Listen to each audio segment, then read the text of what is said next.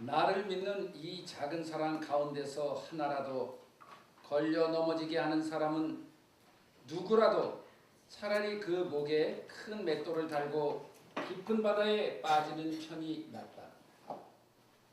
사람을 걸려 넘어지게 하는 일 때문에 세상에는 화가 있다. 걸려 넘어지게 하는 일이 없을 수는 없으나 걸려 넘어지게 하는 일을 일으키는 그 사람에게는 화가 있다. 내 손이나 발이 너를 걸려 넘어지게 하거든 그것을 찍어서 내버려라. 내가 두 손과 두 발을 가지고 영원한 불 속에 들어가는 것보다는 차라리 손이나 발 없는 채로 생명에 들어가는 편이 낫다.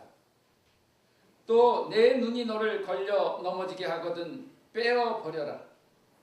내가 두 눈을 가지고 불붙는 지옥에 들어가는 것보다는 차라리 한 눈으로 생명에 들어가는 편이 낫다. 걸려 넘어지게 한다. 이 말이 개역성경에는 실족해 한다는 말로 나와 있습니다. 실족하다는 헬라어로 스칸달리조인데 걸려 넘어지다, 함정에 빠지다, 죄에 빠지다, 길에 장애물을 놓다, 범죄하도록 유혹하다, 타락하게 하다의 의미를 가지고 있습니다. 영어에서 정치적 추문이나 의혹 또는 횡령이나 사람들 입에 오르내릴 만한 연문 등을 일컫는 단어 스캔달은 이 말에서 나왔습니다.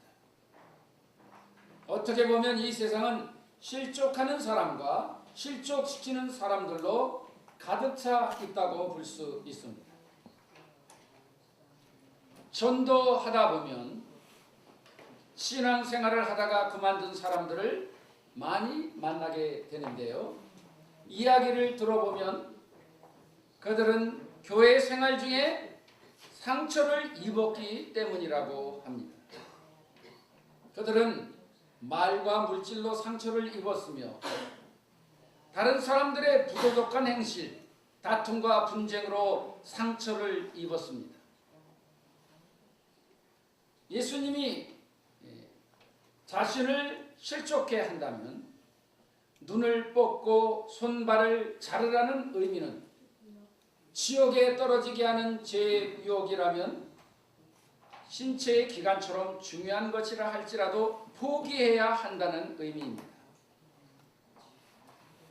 그리하여 웨슬리는 너에게 손이나 눈처럼 유용하고 사랑스러운 친척이나 친구가 하나님의 길에서 너를 방해하거나 이완시키거든 그와의 모든 교제를 끊으라고 권면하였습니다. 실제로 하늘의교회 목자들 중에서 하나님을 믿지 않는 친구들과 만나는 일 때문에 목녀의 마음을 끓이고 또 그것으로 인해서 신앙생활에 많은 지장을 받은 분들이 있습니다. 그들이 그 걸림이 되는 것을 끊은 후에 그들의 신앙이 급성장하는 것을 보게 됩니다.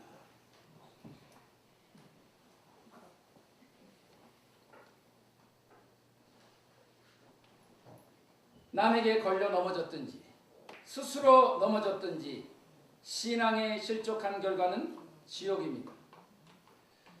저는 오늘 인간의 실족에 대한 하나님의 해답이 주님의 십자가라는 사실을 전하고자 합니다. 혹시라도 여러분 마음속에 삶에서 거리낌이 되거나 실족한 일들이 있다면 오늘 십자가로 해소하시고 오히려 하나님의 영광으로 바꾸시는 복된 자리가 되기를 축원합니다. 첫째, 십자가는 실족의 주체인 자아를 못 박습니다. 우리는 남에게 실족거리를 주지 말아야 함은 물론이거니와 형제가 실족하지 않도록 자신의 자유와 권리를 제한할 수 있어야 합니다. 그래서 바울은 나는 고기를 얼마든지 먹을 수 있지만 그것으로 인해 남들이 걸림이 된다면 자기는 평생 고기를 먹지 않겠다고 했습니다. 또 남들이 무엇이라고 하든지 자신의 믿음을 하나님 앞에 견고하게 붙들어야 합니다. 사람에게 상처를 받았다고 해서 하나님을 떠나는 것입니다. 자신의 욕망과 쾌락에 대한 집착 때문에 스스로 믿음을 저버리는 것은 자아가 처리되지 못한 사람들의 공통적인 특징입니다. 죄가 아무리 많은 사람이라도 죽으면 그를 처벌할 수 없습니다. 성추행이나 성폭행 의혹으로 수사를 받던 사람도 죽으면 그 즉시 수사가 종료됩니다. 조민기 탤런트 또 한 대학 교수 수사를 받다가 자살하니까 그 시간으로 종료가 되었습니다. 법은 살아있는 자만을 정죄합니다. 결코 죽은 자를 심판할 수 없습니다. 내가 십자가에서 죽을 때 나의 영혼은 자유로워집니다. 십자가는 내 육신을 죽이지 않고서도 나의 자아를 못 박아 나의 영혼을 자유케 하는 신비입니다. 예수님이 인간이 되셨다는 것은 나를 대신하여 나의 자리에 서셨다는 의미입니다. 십자가는 주님이 나를 대신하여 죄의 수치를 담당하신 자리입니다. 주님이 나의 수치를 담당하시기 위해 주님은 벌거벗은 몸으로 실오라기 걸치지 않은 벌거벗은 몸으로 십자가에 달리셔야 했습니다. 만일 주님의 십자가가 아니라면 우리는 천국에 들여보낸다 할지라도 하나님의 영광의 빛을 보는 순간 미쳐버리고 말 것입니다. 수치심으로 인해서 내 죄의 수치심으로 인해서 미쳐버리고 말 것입니다. 믿음의 눈으로 주님을 바라볼 때 주님과 함께 내가 죽었음을 압니다. 십자가 아래에서는 유혹과 욕망의 바람이 미치지 않으므로 세상이 알지 못하는 영혼의 평화가 있습니다. 이미지 띄워주시기 바랍니다. 찾다가 제가 이것밖에 못 찾았는데 무슨 장면인 것 같습니까? 서로 머리에다가 총을 겨누고 살벌하게 대치하고 있는데 마약 거래하다 일어난 장면입니다. 영화에서 마약 거래를 하는 장면을 보면 정말 살벌합니다. 한쪽에서는 가방에 마약을 들고 나오고 한쪽에서는 마약 대금인 돈을 가방에 들고 나옵니다. 그리고 서로가 가방을 중간에서 싹 바꾸고 열어서 돈을 받은 사람은 혹시 위조지폐나 종이가 들어있지 않은가 살피고 마약을 받은 사람은 즉시 칼로 찔러서 혓바닥에 맛을 보며 밀가루를 섞지 않았는가 이렇게 조사하다가 상대편의 잘못이 발견되는 즉시 총구가 불을 뿜고 피를 흘리며 쓰러집니다. 서로가 조그만한 손해도 보지 않으려고 하는 인간의 거래 장터에서는 언제나 이러한 살벌한 전쟁이 벌어지는 것입니다. 그러나 오늘 우리는 즐거운 교환의 장터에 나온 줄 믿습니다. 우리는 우리의 인생의 가방에 쓰레기 같은 분노와 미움과 근심과 불안을 담아가지고 옵니다. 그러면 하나님은 그것을 기쁘게 받아주시고 대신 하나님이 우리에게 주시는 은혜의 선물의 가방에는 기쁨과 소망과 용서와 사랑으로 채워주십니다. 아멘. 세상에 이러한 거래의 장터가 어디 있겠습니까? 어제 저녁에 교회에 있던 한 자매님이 저에게 전화가 왔습니다. 요 앞에 가스공사를 하는 사무실에 있는 분들이 트럭을 골목에 대다가 요 앞에 비가 오면은 떨어지지 않도록 막아놓은 아크릴 있죠? 그것을 받아가지고 깨지고 찌그러졌다는 거죠. 그래서 제가 내려와 보니까 그분들이 그걸 그냥 벤치로 핀 다음에 실리콘으로 그냥 떼어주겠다는 것입니다. 그래서 제가 이게 교회 얼굴이나 마찬가지인데 새로 갈아야지 깨진 거 실리콘으로만 떼우면 보기가 싫지 않습니까?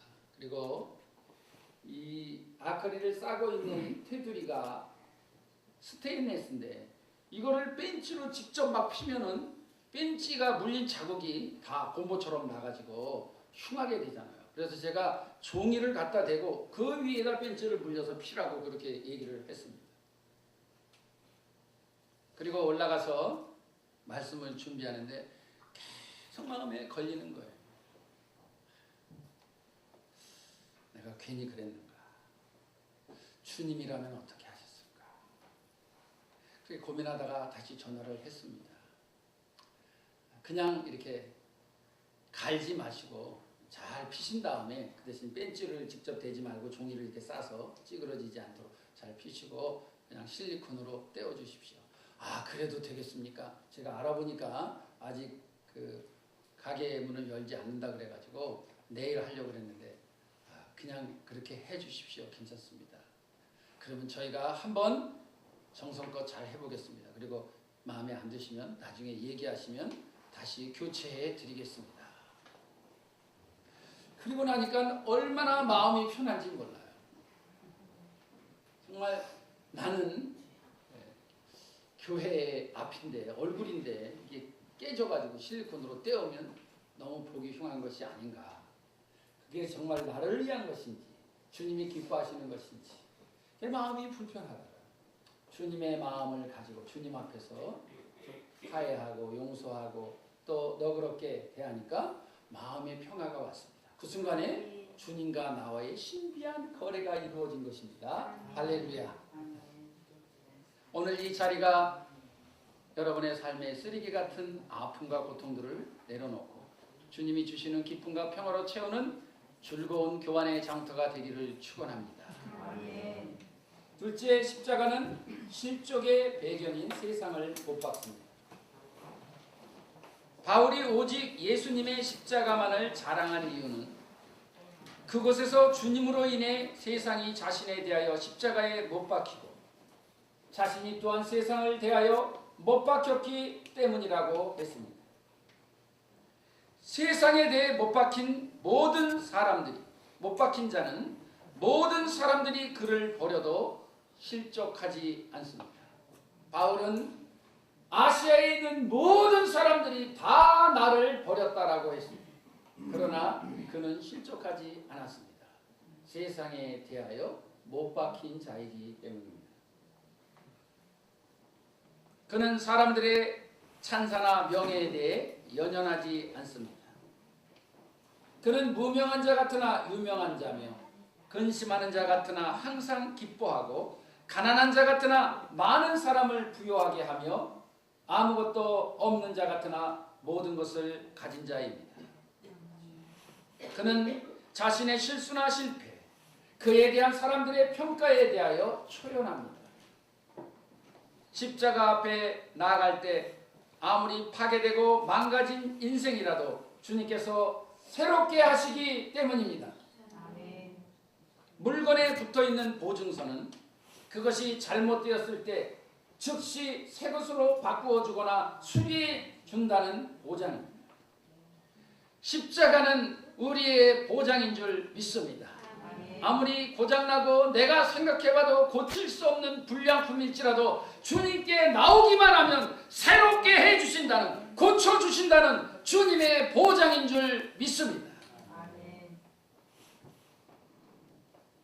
사람들이 연금이나 의료보험 또는 생명보험을 드는 이유는 알 수 없는 미래에 대하여 보장을 받기 위함입니다.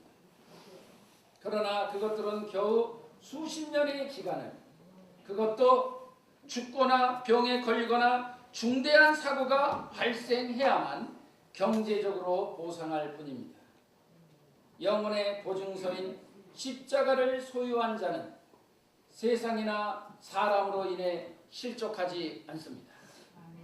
만일 하늘의 교회에 카센터를 크게 하시는 서장님이 계셨어. 목사님, 차를 운전하시다가 누가 박든지 목사님이 잘못해서 긁히든지 염려하지 말고 가지고 오기만 하십시오. 새 차처럼 돈 한 푼 안 받고 고쳐드리겠습니다. 그랬다면 남이 내 차를 긁고 가도 저는 상처를 받지 않을 것입니다. 할렐루야. 그렇죠? 그러나 어떻게 그렇게 됩니까? 새 차가 누가 드라이버로 쭉 앞에서부터 뒤까지 긁고 가면 아내 얼굴에 흠집이 났은들 그렇게 마음이 아프겠습니까? 네. 너무 마음이 아프다. 너무 마음이 아프다. 한 번 보고 두 번 보고 또 보고 짊어져서 닦아보고 막 너무너무 마음이 아프죠.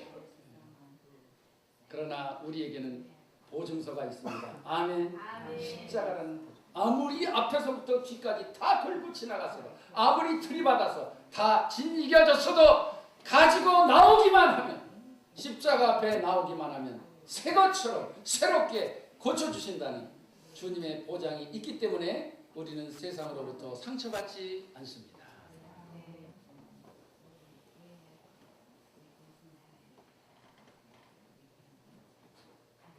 저희 지역 모임에 이태희 목사님이 계시는데 그 아들이 중학교 2학년인데 지금 담접증에라는 병에 걸렸습니다.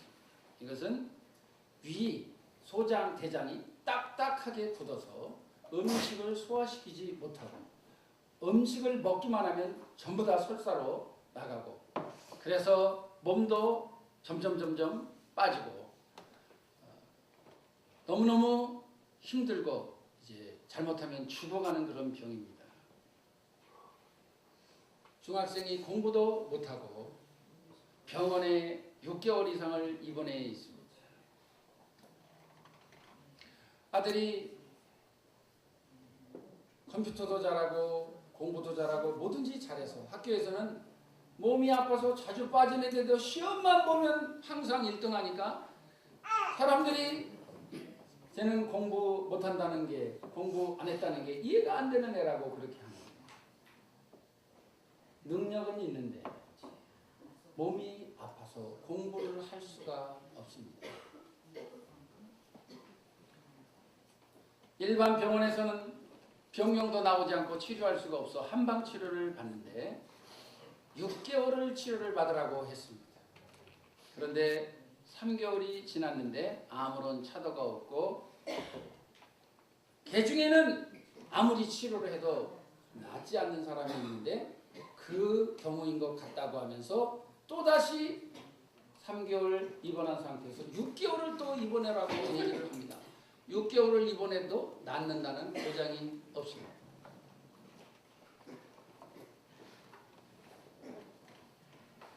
옆에 침대에는 입원한 지 얼마 안 되는 학교 다니는 친구가 있는데 친구들이 매일 찾아온답니다.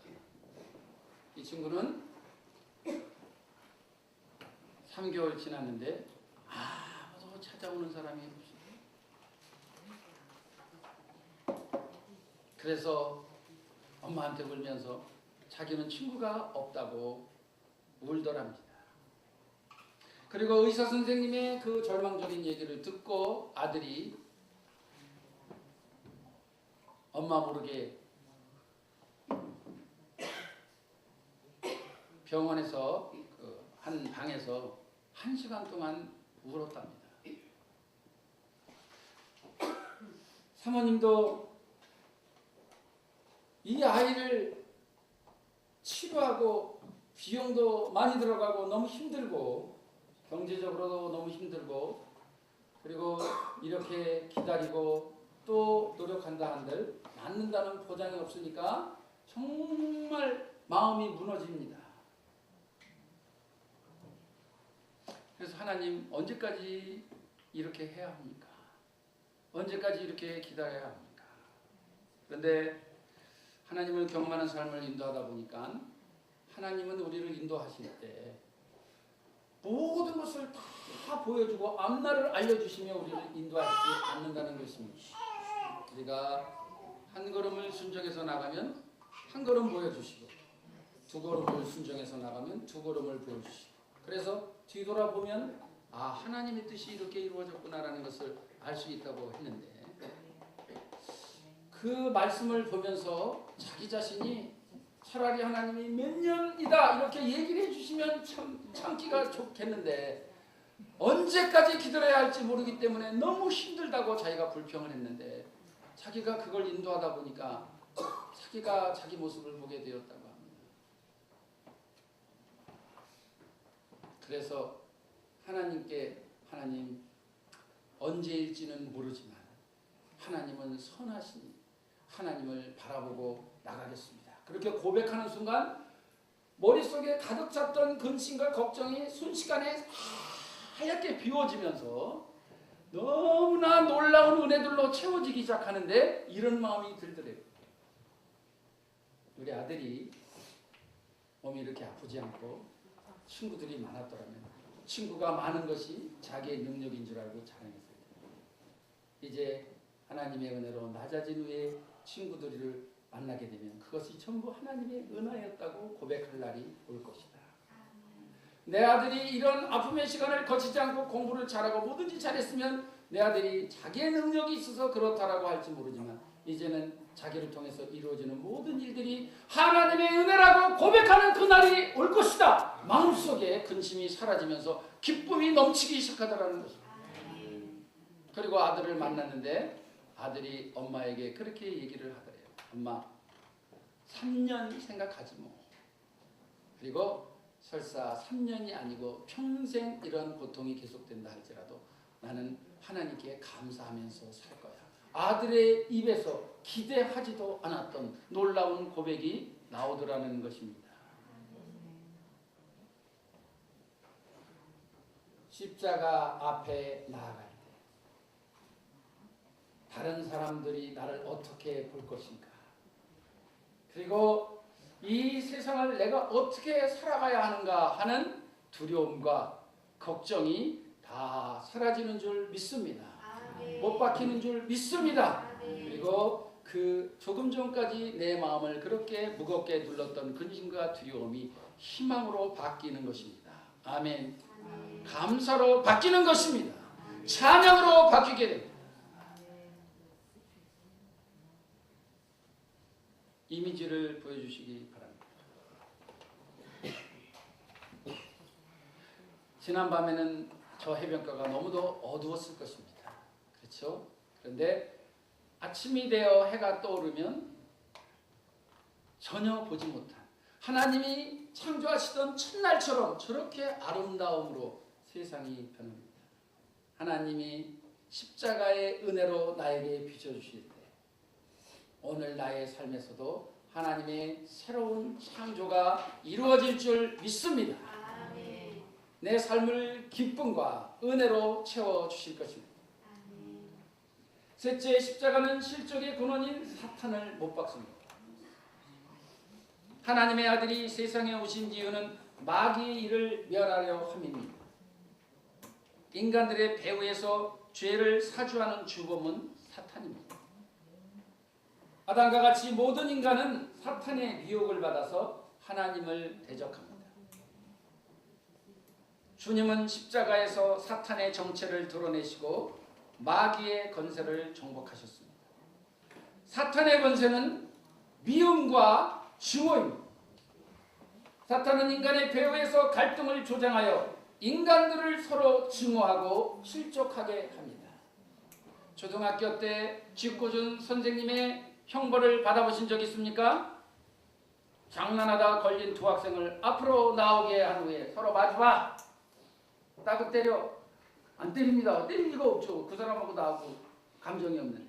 그러면 때리라고 그러니까 마지못 때리는데 얼굴을 살짝 만진다. 그러면 선생님이 이렇게 하는 거야. 그리고 내 손을 들어서 쫙 때립니다. 그리고 너도 때려봐. 그러면은 이제 그 사람도 처음에 하지만 선생님이 딱 나중에는 맞으니까 자기도 모르게 감정이 슬슬 나서 싸움을 붙인 건 선생님인데 자기들끼리 감정이 나서 딱 그를 막 때리게 됩니다. 이게 마귀가 하는 일.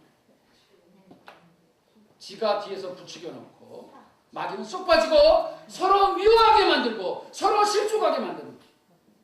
그런데 예수님이 십자가에서 이 마귀의 정체를 드러내신 것입니다.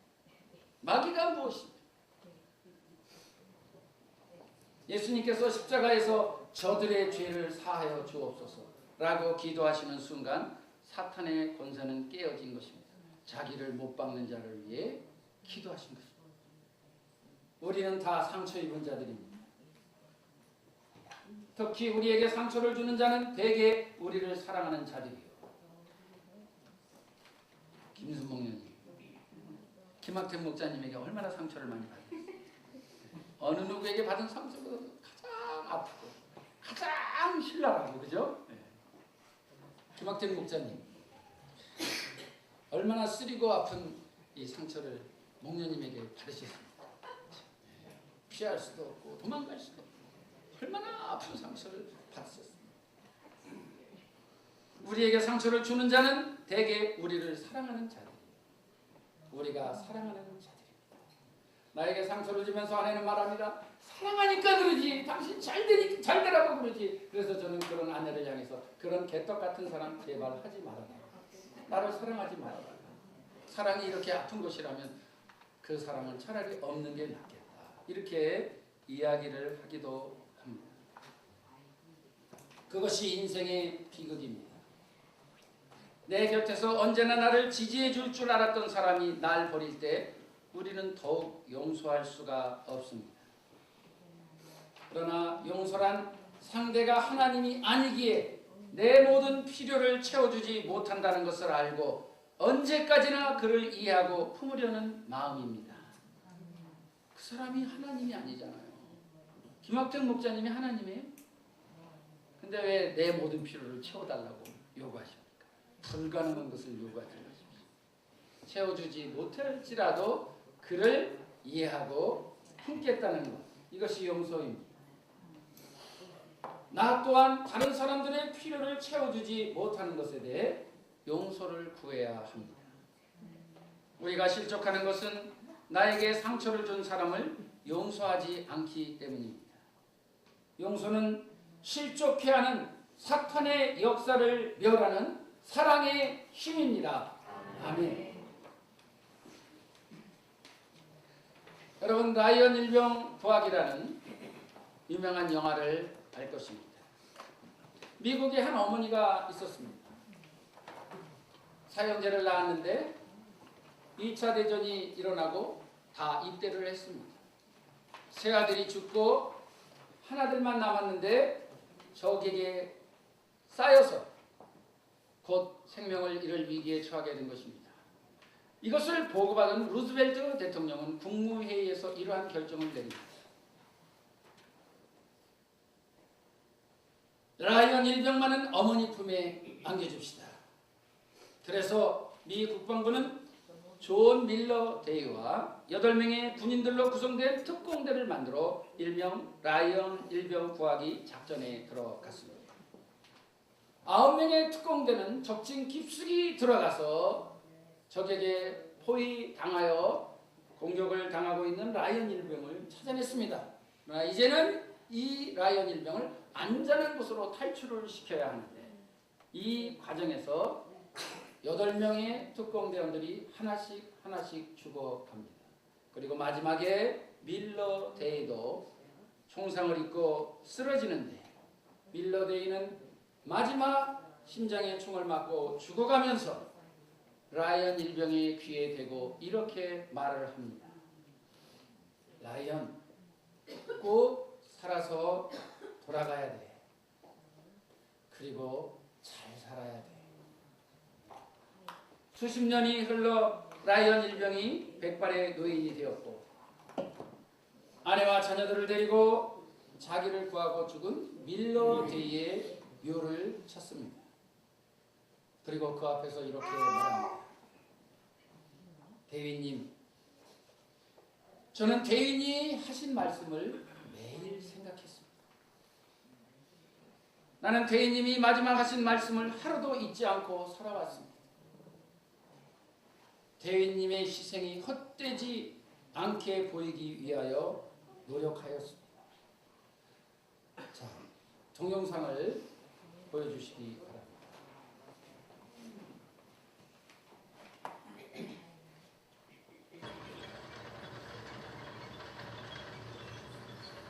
독일 탱크가 공격을 하고 마지막 밀러 대위, 남은 밀러 대위인데 심장에 총상을 입고 죽어가고 있습니다.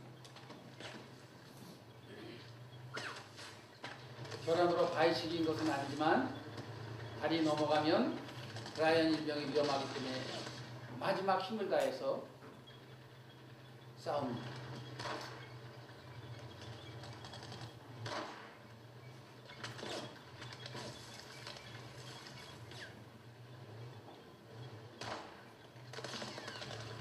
이제 탱크에게 깔려 죽어야 하는 위험한 상황에 P-51 폭격기가 폭탄을 떨어뜨려 위기를 모면하게 되죠. 뒷모습이 보이는 저 병사가 라이언 일병입니다. 저 병사를 어머니 품에 돌려보내기 위해 특공대원들과 밀러되어 있는 죽음을 맞이하게 됩니다.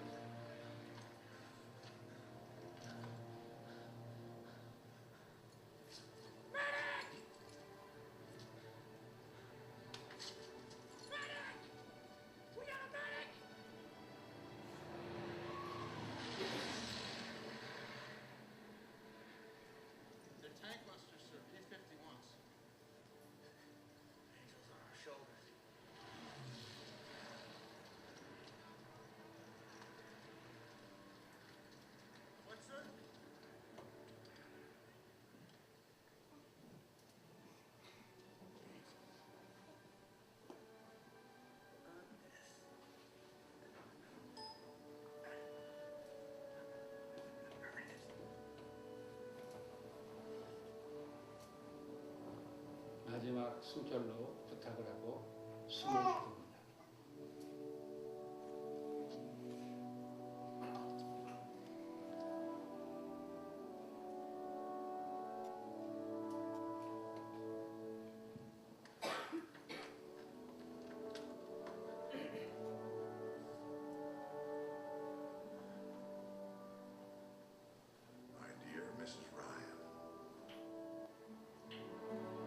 수십 년의 시간이 흘렀습니다. 라이언은 백발의 노인이 되었습니다.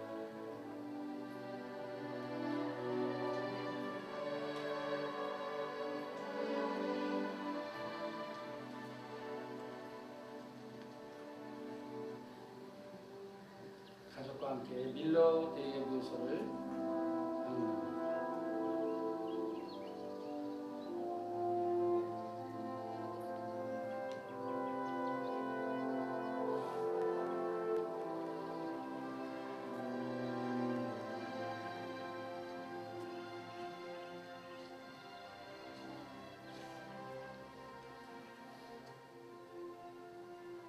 My family is with me today.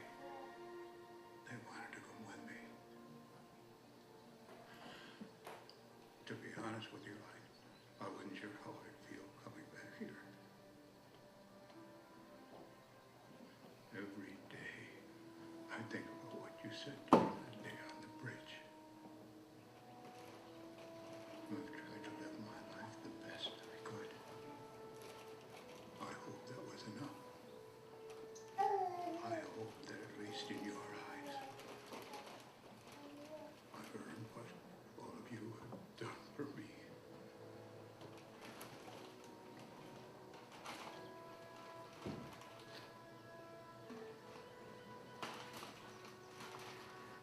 이상입니다. 다 같이 기도하겠습니다.